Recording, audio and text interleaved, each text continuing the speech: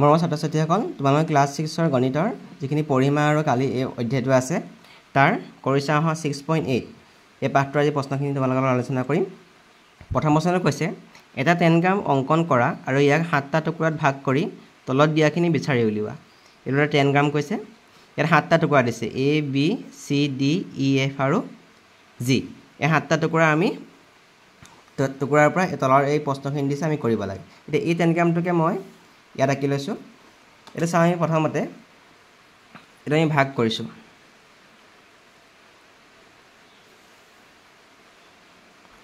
এটা হলো বগাকৃতিৰ টুকুৰা। এতিয়া চাওঁ আমি ডাঙৰ বৰ্গত দুটা ভাগ হৈছে, ডাঙৰ ত্ৰিভুজত এইটো এটা ভাগ এইটো এটা ভাগ, দুভাগ হৈ গ'ল।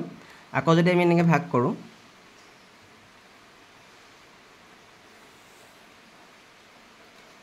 এতিয়া কেইটা ভাগ হৈ গ'ল?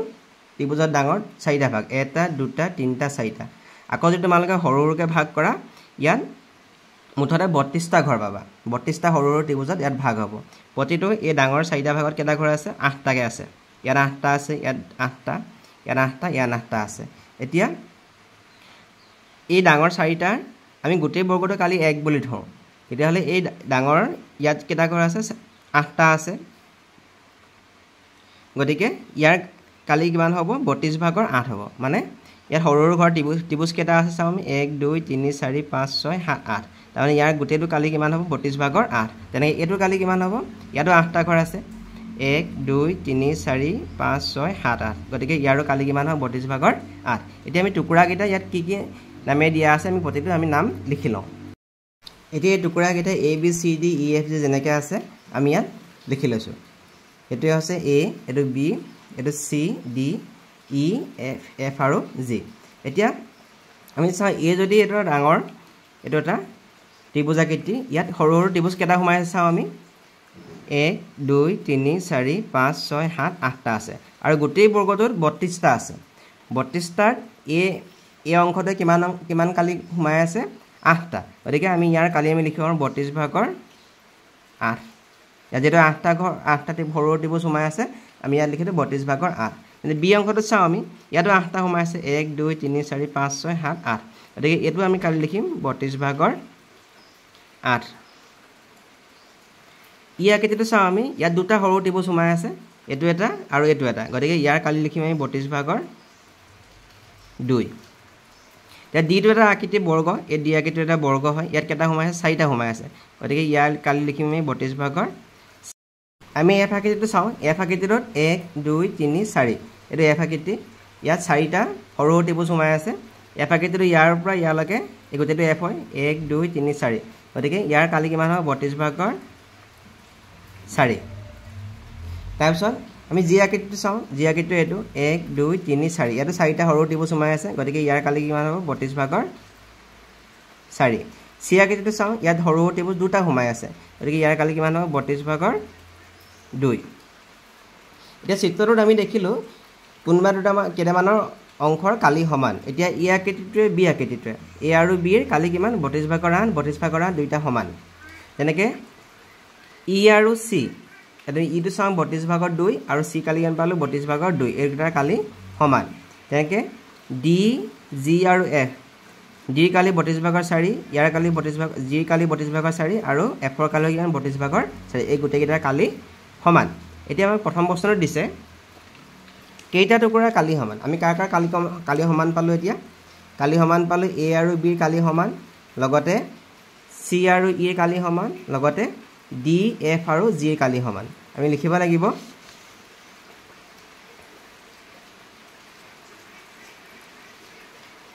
লাগিব এ সমান বি, তাৰপিছত চি আৰু ই, চি সমান ই কালি সমান, আকৌ ডি জি আৰু এফ তিনিটা সমান, ডি সমান জি সমান আৰু এফৰ কালি সমান। বিনৰ কৈছে চি বাই ই আকৃতিৰ তুলনাত ডি আকৃতি কিমান গুণ ডাঙৰ? চি বাই ই আকৃতিৰ তুলনাত চিৰ আকৃতি 32 ভাগ, চিৰ কালি 32 ভাগৰ 2, ই কালি 32 ভাগৰ 2 আৰু ডি কালি কিমান? 32 ভাগৰ 4। তাৰমানে আমি চিৰ আকৃতিটো দেখিছোঁ ইয়াত দুটা সৰু ত্ৰিভুজ সোমাই আছে, ইয়াত ডি আকৃতিটো 4টা সোমাই আছে। তাৰমানে ডিটো কিমান গুণ ডাঙৰ? 2 গুণ ডাঙৰ। ইয়াত দুটা সোমাই আছে, ইয়াত 4টা সোমাই আছে, 1 2 3 4টা সোমাই আছে। গতিকে ডি আকৃতি কালি কিমান গুণ ডাঙৰ? 2 গুণ ডাঙৰ হ'ব লিখিব লাগিব। আমি লিখিব লাগিব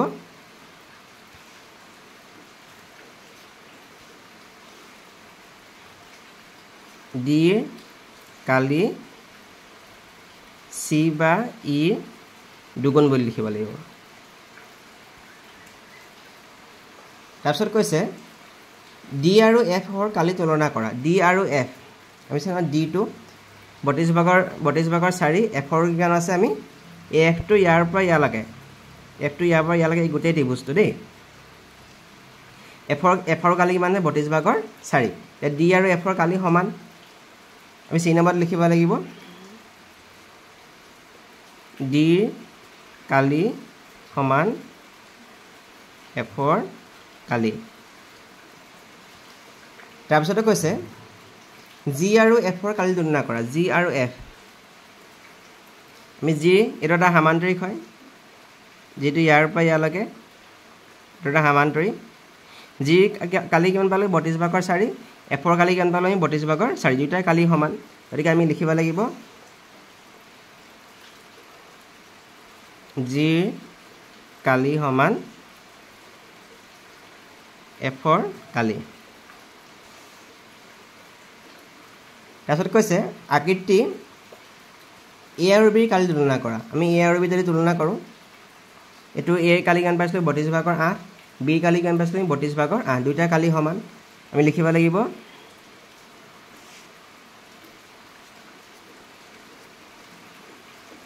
এৰ কালি সমান বিৰ কালি এ আৰু বিৰ কালি সমান তাৰপিছত কৈছে চি আকৃতিৰ তুলনাত এ আকৃতিৰ কালি কিমান ডাঙৰ চি আকৃতিৰ তুলনাত আমি চি আকৃতিটো চাওঁ এইটো চি আকৃতি 32 ভাগৰ 8 আৰু 32 ভাগৰ চি আকৃতি 32 ভাগৰ 2 আৰু এ আকৃতি 32 ভাগৰ 8 তাৰমানে ইয়াত সৰু ঘৰ দুটা সোমাই আছে ত্ৰিভুজ আৰু ইয়াত কেইটা সোমাই আছে 8টা সোমাই আছে 2 আৰু 8 তাৰমানে 2 লগত কিমান পূৰণ কৰিলে আমি 8 পাম 4 2 4 গুণ 8 তাৰমানে এৰ কালি চিৰ 4 গুণ আমি লিখিব লাগিব এতিয়া এক নম্বৰটো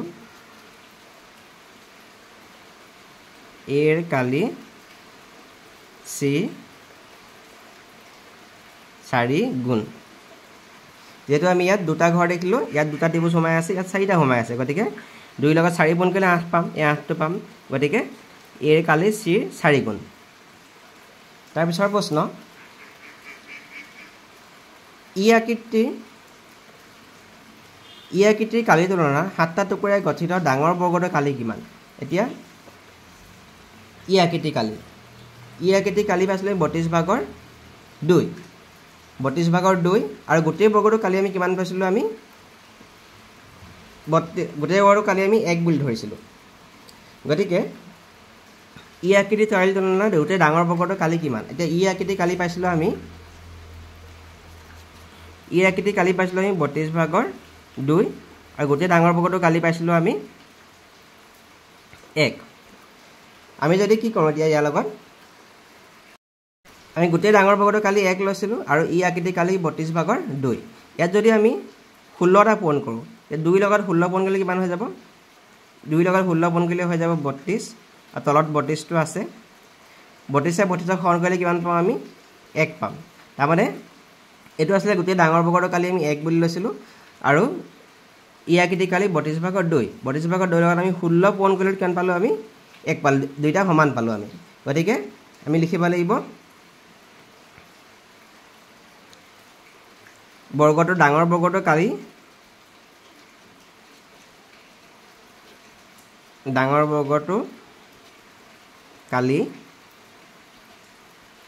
ইৰ কালিৰ 16 গুণ বুলি লিখিব লাগিব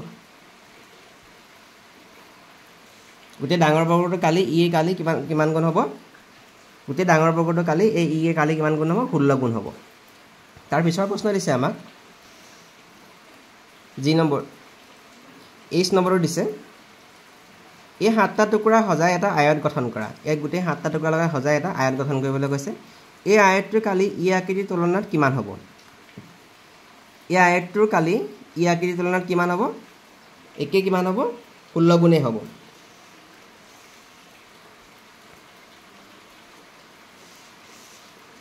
আমি লিখিব লাগিব ই কালি 16 গুণ আমি এই 7টা টুকুৰা লগাই আমি বৰ্গৰ সাজু বা আয়ত সাজু ইয়াৰ কালিটো একে হ'ব গতিকে সেই তাৰ কালি আমাৰ ই কালি কিমান গুণ হ'ব 16 গুণ হ'ব এই 7টা টুকুৰাৰ পৰা গঠিত বৰ্গ আৰু আয়তৰ কালি বিষয়ে কি ক'ব পাৰি আমি জানো যে এই 7টা টুকুৰাৰ পৰা গঠিত বৰ্গৰ কালি আৰু আয়তৰ কালি একে সমানে হ'ব এইবিলাক বেলেগ বেলেগ নে একে এইবিলাক একে হ'ব আয়তৰ পৰা গঠিত এই 7টা টুকুৰাৰ পৰা গঠিত বৰ্গ বা আয়তৰ কালি একে হ'ব কিন্তু ইহঁতৰ পৰিসীমা বেলেগ হ'ব পাৰে কিন্তু কালিটো একে হ'ব দিনৰ প্ৰশ্ন দিছে এটা বৰ্গৰ বাহুৰ দিশ 6 সেন্টিমিটাৰ বৰ্গটোৰ ভিতৰত প্ৰতিটো বাহুৰ পৰা 1 সেন্টিমিটাৰ দূৰত্বত একোডালকৈ ৰেখা অংকন কৰা আৰু তাৰ ভিতৰত গঠিত ডাঙৰ বৰ্গটোৰ কালি নিৰ্ণয় কৰা এতিয়া এটা বৰ্গৰ বাহুৰ দিশ দিয়া আছে 6 সেন্টিমিটাৰ এটা আমি বৰ্গ আঁকি লৈছোঁ এইটো বৰ্গটোৰ বাহুৰ দিশ কিমান সেন্টিমিটাৰ দিয়া আছে 6 সেন্টিমিটাৰ বৰ্গটোৰ প্ৰতিটো বাহুৰ দিশ 6 সেন্টিমিটাৰ বৰ্গটোৰ প্ৰতিটো বাহুৰ পৰা 1 সেন্টিমিটাৰ ভিতৰত দূৰত্বত ৰেখা অংকন কৰিলে আমি যদি ৰেখা অংকন কৰোঁ গঠিত হোৱা নতুন বৰ্গটোৰ প্ৰতিটো বাহুৰ দিশ 4 সেন্টিমিটাৰ হ'ব আমি যদি আকৌ আঁকি লওঁ এইটো 6 সেন্টিমিটাৰ বৰ্গ এইটো কিমান দিয়া আছে 6 সেন্টিমিটাৰ এইটো এটা বৰ্গ ইয়াৰ ভিতৰত বুলি কৈছে ভিতৰত হ'লে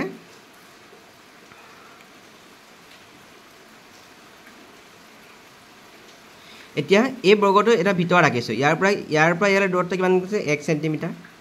তেনেকৈ ইয়াৰ পৰা ইয়ালৈ কিমান বুলি কৈছে 1 সেন্টিমিটাৰ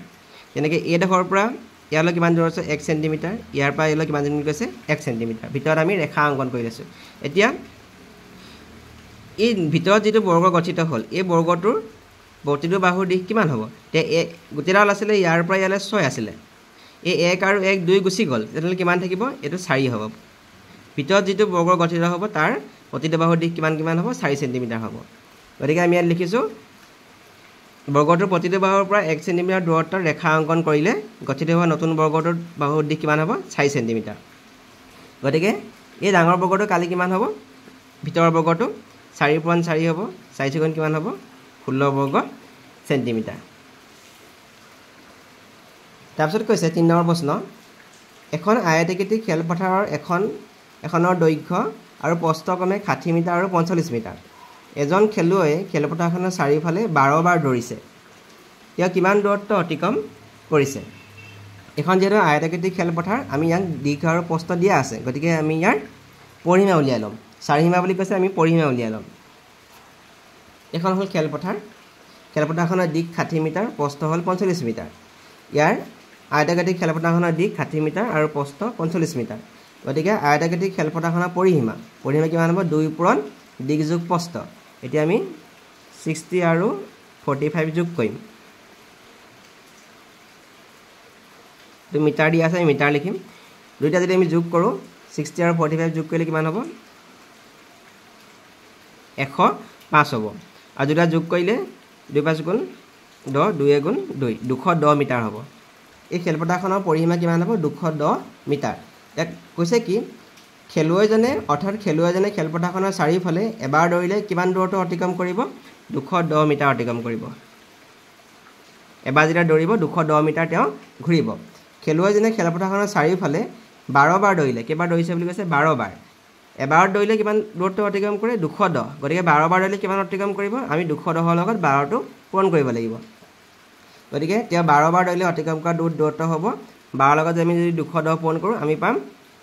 2520 মিটাৰ অৰ্থাৎ খেলুৱৈজনে 2520 মিটাৰ দূৰত্ব অতিক্ৰম কৰিছে ইয়াৰ পিছৰ প্ৰশ্ন 4 নম্বৰ প্ৰশ্ন 34 সেন্টিমিটাৰ দীঘল 23 সেন্টিমিটাৰ প্ৰস্থৰ ফটো এখনত ফ্ৰেম লগাবলৈ কিমান দৈৰ্ঘ্যৰ কাঠৰ পটি প্ৰয়োজন হ'ব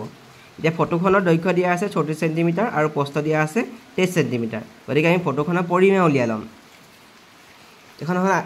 ফটো ইয়াৰ 34 সেন্টিমিটাৰ দীঘল আৰু ফটোখনৰ প্ৰস্থ 23 সেন্টিমিটাৰ আমি দিশ আৰু প্ৰস্থ পাতি লৈছোঁ গতিকে পৰিসীমা কিমান হ'ব 2 পূৰণ দিশ যোগ প্ৰস্থ আমি 34 আৰু 23 আমি যোগ কৰিম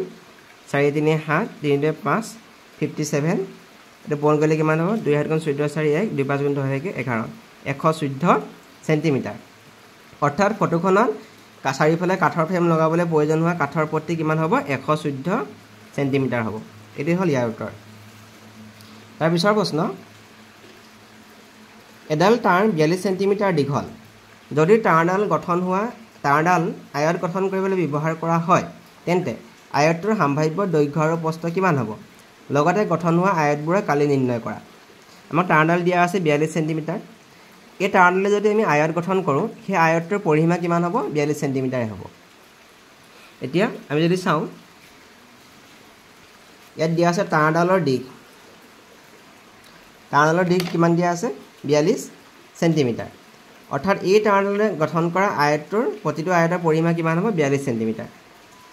এতিয়া আমি তাত দৈৰ্ঘ্য আৰু প্ৰস্থ কিমান হ'ব আমাক সুধিছে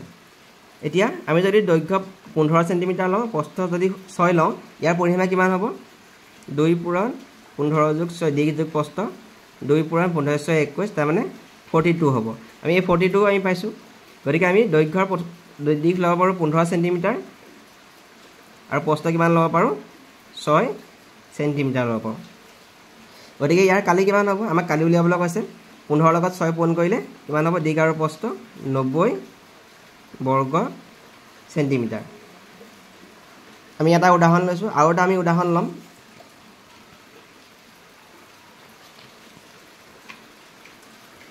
এটা উদাহৰণ লৈছোঁ আমি বেলেগ এটা আয়ত ইয়াৰ দৈৰ্ঘ্য আৰু প্ৰস্থ বেলেগ লৈছোঁ ইয়াৰ পৰিসীমা চাওঁ 12 আৰু 9 আছে 2 পূৰণ 12 যোগ 9 আমি যদি পৰিসীমা উলিয়াওঁ 2 পূৰণ দিশ যোগ প্ৰস্থ কিমান হ'ব 2 পূৰণ 12 9 21 তাৰ মানে 42 ইয়াৰো পৰিসীমা কিমান হ'ব 42 যেহেতু আমাৰ তাঁৰডালে গঠিত আয়তটোৰ পৰিসীমা কিমান হ'ব লাগে 42 সেন্টিমিটাৰ গতিকে আমি দিশ প্ৰস্থ ল'ব পাৰোঁ 12 আৰু 9 আমি দিশ ল'লোঁ 12 প্ৰস্থ ল'লোঁ 9 এতিয়া ইয়াৰ কালি কিমান হ'ব দিশ পূৰণ প্ৰস্থ 12 পূৰণ 9 বৰ্গ সেন্টিমিটাৰ 108 বৰ্গ সেন্টিমিটাৰ ইয়াৰ মই দুটা উদাহৰণ দিলোঁ তোমালোকে ইয়াৰ বেলেগ উদাহৰণ দিব পাৰা তাৰপিছত কৈছে 150 মিটাৰ বাহুৰ বগ্ৰাকৃতি উদ্যান এখনৰ প্ৰতি মিটাৰত 25 টকা হাৰত চাৰিওফালে বেৰ দিয়া খৰচ নিৰ্ণয় কৰা এখন হ'ল বগ্ৰাকৃতি উদ্যান ইয়াৰ প্ৰতিটো বাহুৰ দিশ 150 মিটাৰ গতিকে প্ৰথমতে আমি বগ্ৰাকৃতি উদ্যানখনৰ পৰিসীমা উলিয়াই ল'ব লাগিব এখন হ'ল বগ্ৰাকৃতি উদ্যান ইয়াৰ 150 মিটাৰ চবফালে দীঘল বগ্ৰাকৃতি উদ্যানখনৰ বাহুৰ দিশ 150 মিটাৰ তাত কৈছে কি বগ্ৰাকৃতি উদ্যানখনৰ পৰিসীমা কিমান হ'ব আমি 4 পূৰণ এটা বাহুৰ দিশ 4 লগত 150 মিটাৰ পূৰণ কৰিব লাগিব তাৰপিছত হ'ব 600 মিটাৰ হ'ব বগ্ৰাকৃতি উদ্যানখনৰ পৰিসীমা কিমান হ'ব তেতিয়াহ'লে 600 মিটাৰ তাৰপিছত কৈছে কি আমাৰ উদ্যানখনৰ চাৰিওফালে 1 মিটাৰত বেৰ দিয়া খৰচ কিমান টকা 25 টকা বুলি কৈছে আমি চাৰিসীমা কিমান পালোঁ 625 গতিকে 625 লগত আমি 25টো পূৰণ কৰিব লাগিব গোটেই চাৰিসীমাত বেৰ দিবলৈ হ'লে 625 মিটাৰৰ লগত আমি 25 টকাটো পূৰণ কৰিব লাগিব উদ্যানখনৰ চাৰিওফালে 600 মিটাৰত বেৰ দিয়া খৰচ কিমান হ'ব 600 লগত আমি 25টো পূৰণ কৰিলে 15000 টকা হ'ব অৰ্থাৎ উদ্যানখনৰ চাৰিসীমাত বেৰ দিয়া খৰচ কিমান টকা 15000 টকা ইয়াৰ পিছৰ প্ৰশ্ন আমাক দিছে 7 নম্বৰ 180 মিটাৰ দৈৰ্ঘ্যৰ 180 মিটাৰ দৈৰ্ঘ্য আৰু 145 মিটাৰ প্ৰস্থৰ আয়তাকৃতিৰ উদ্যান এখনত প্ৰতি মিটাৰত 24 টকা হাৰত বেৰ দিয়া খৰচ নিৰ্ণয় কৰা এইটো 6 নম্বৰ প্ৰশ্নৰ নিচিনা একে ইয়াত দৈৰ্ঘ্য আৰু প্ৰস্থ দিয়া আছে আমি পৰিসীমা উলিয়াই আগৰখন দিয়া আছিলে বগ্ৰাকৃতি এখন দিয়া আছিলে আয়তাকৃতি অৰ্থাৎ আমি ইয়াৰ আয়তাকৃতি উদ্যানখনৰ পৰিসীমা উলিয়াম তাৰপিছত পৰিসীমাত আমি যিমান টকা পাওঁ এইটো 24 লগত আমি পূৰণ কৰি দিম পৰিসীমাত যিমান দৈৰ্ঘ্য পাওঁ আমি তাৰ লগত 24 টকাটো পূৰণ কৰি দিম এতিয়া দৈৰ্ঘ্য কিমান দিয়া আছে 180 মিটাৰ প্ৰস্থ দিয়া আছে 145 মিটাৰ এতিয়া দৈৰ্ঘ্য প্ৰস্থ আমি লিখি লৈছোঁ 180 মিটাৰ আৰু প্ৰস্থ 145 মিটাৰ এতিয়া উদ্যানখনৰ পৰিসীমা কিমান হ'ব 2 পূৰণ দিশ যোগ প্ৰস্থ 180 আৰু 145 যোগ কৰিলে কিমান হ'ল 5 আৰু আছে 12 2 1 325 325 লগত 2 পূৰণ কৰিছোঁ 2 5 গুণ 10 0 1 2 3 4 5 2 3 গুণ 6 650 মিটাৰ এতিয়া এই আয়তাকৃতিক উদ্যানখনৰ পৰিসীমা কিমান পালোঁ আমি 650 মিটাৰ এতিয়া ইয়াৰ চাৰিওফালে বেৰ দিওঁতে কিমান টকাৰ ওপৰত খৰচ হয় বুলি কৈছে 1 মিটাৰত 24 টকাকৈ খৰচ হয় গতিকে 650 মিটাৰত কিমান খৰচ হ'ব সেইটো উলিয়াবলৈ আমি কি কৰিব লাগিব উদ্যানখনৰ চাৰিসীমাত 1 মিটাৰত বেৰ দিওঁতে খৰচ হয় 24 টকা গতিকে উদ্যানখনৰ চাৰিওফালে 650 মিটাৰত বেৰ দিয়া খৰচ আমি 650 লগত 24টো পূৰণ কৰিছোঁ 15600 টকা হ'ব অৰুণে ইয়াত কৈছে কি অৰুণে 45 মিটাৰ বাহুৰ বগ্ৰাকৃতি উদ্যান এখনৰ চাৰিওফালে এপাক দৌৰিছে ৰীনাই 70 মিটাৰ দৈৰ্ঘ্যৰ আৰু 55 মিটাৰ প্ৰস্থৰ আয়তাকৃতি উদ্যান এখনৰ চাৰিওফালে এপাক দৌৰিছে কোনে কম দূৰত্ব অতিক্ৰম কৰিছে এতিয়া অৰুণেডৰা বগৰাকৃতি উদ্যানখনৰ প্ৰতিটো বাহুৰ দিশ 65 মিটাৰ গতিকে ইয়াৰ আমি পৰিসীমা উলিয়াম লগতে ৰীনাই দৌৰিছে আয়তাকৃতি উদ্যান ইয়াত দৈৰ্ঘ্য আৰু প্ৰস্থ দিয়া আছে 70 মিটাৰ আৰু প্ৰস্থ দিয়া আছে 55 মিটাৰ ইয়াৰো আমি পৰিসীমা উলিয়াম যাৰ পৰিসীমা বেছি হয় হেতে বেছি হ'ব আৰু যোনে বেছিকৈ দৌৰিছে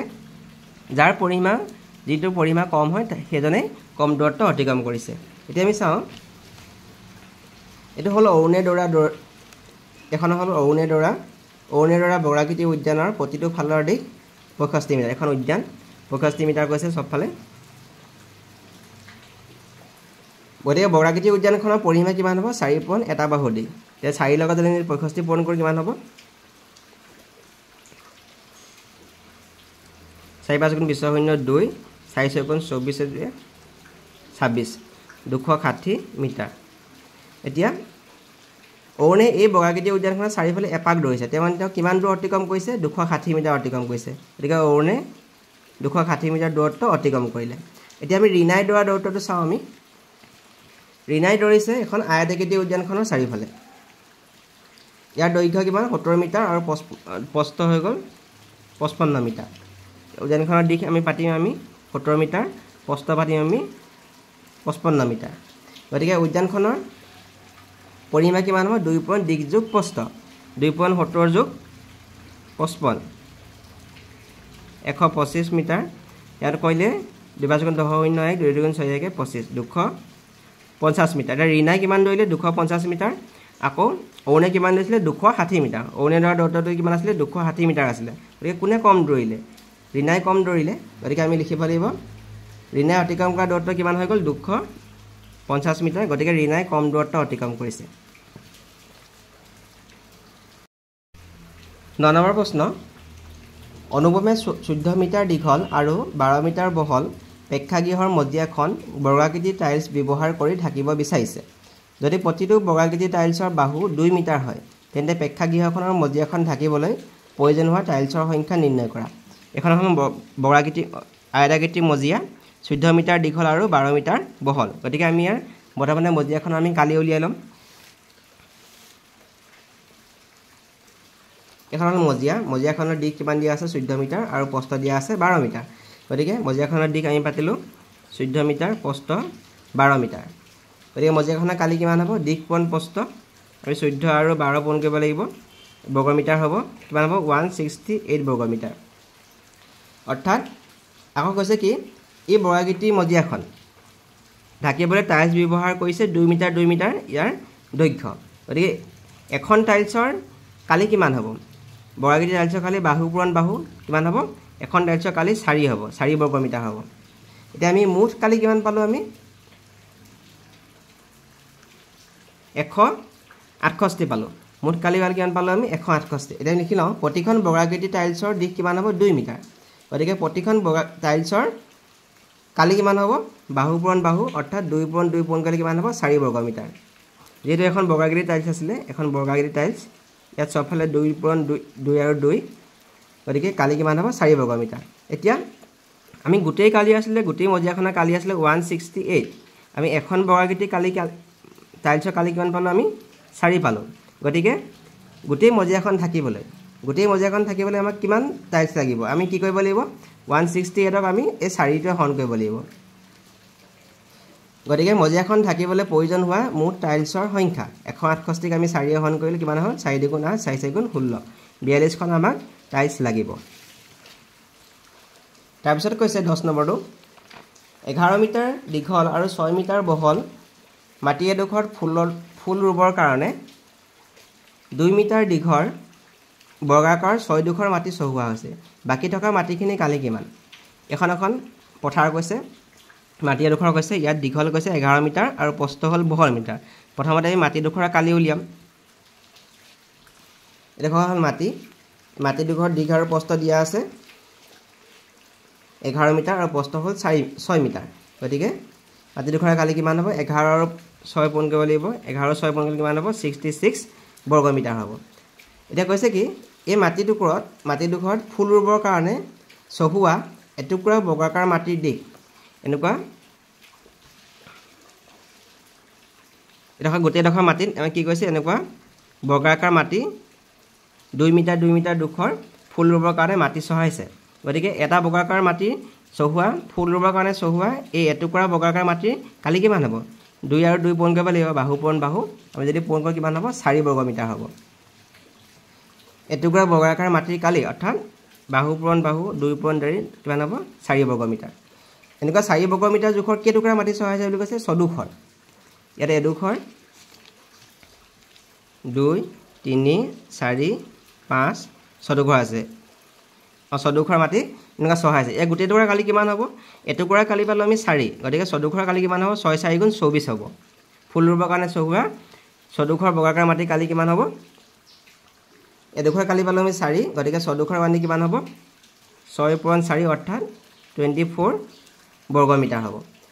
গোটেই মাটিটুকুৰা কালি কিমান পাইছিলোঁ আমি 66 পাইছিলোঁ গোটেই মাটিটুকুৰা কালি কিমান পাইছিলোঁ আমি 66 এতিয়া ফুল ৰুবৰ কাৰণে কিমান চহালে 24 বাকী কিমান থাকিলে বাকী থাকিলে আমি 66ৰ পৰা আমি 24টো আমি বিয়োগ কৰিব লাগিব তেতিয়া আমি বাকী যিখিনি মাটি থাকিব আমি কালি পাম 6 6 থাকিল 2 6 2 থাকিল 4 42 থাকিব এতিয়া আমি লিখিব লাগিব ইয়াত বাকি থকা মাটিখিনি কালি মুঠ মাটি কিমান আছিলে মুঠ মাটি কিমান আছিলে 66 বৰ্গ মিটাৰ আৰু ফুল ৰুবৰ কাৰণে চহোৱা মাটি কালি কিমান পাইছিলোঁ আমি 24 বৰ্গ মিটাৰ আমি যদি বিয়োগ কৰোঁ কিমান হ'ব 6 4 থাকিল 2 6 2 থাকিল 4 বাকি কিমান থাকিলে 42 বৰ্গ মিটাৰ থাকিলে